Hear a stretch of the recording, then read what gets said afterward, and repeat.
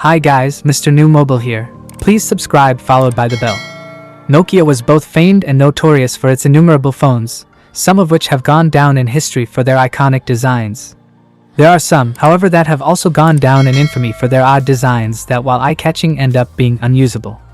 Although not the biggest culprit, the Nokia 7610 belongs to the latter group with its curved and off-center keypad.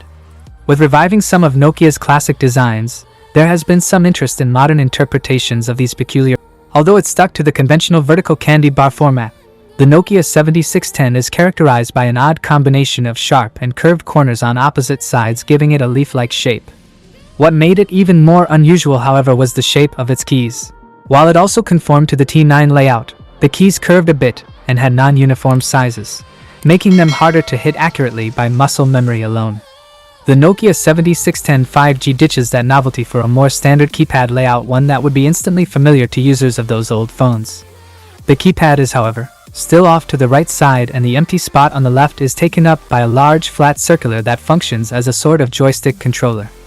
Whether that has any actual useful function is debatable, but it does make the phone look unique. In almost all other aspects, this concept would look like any Android-like phone, but there are some details you'd be hard-pressed to find in modern smartphones.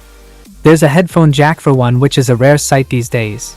The battery is also replaceable, hidden behind a removable panel on the back, which is more profitable for those who process a heavy loads on calls on day-to-day activities. Well, I like though, and it will be a good as that. Well, that is it guys. Without being said, let me know your thought in the comment below. And if you are new here, please subscribe, like the video, comment. Thanks for watching. See you on my next video.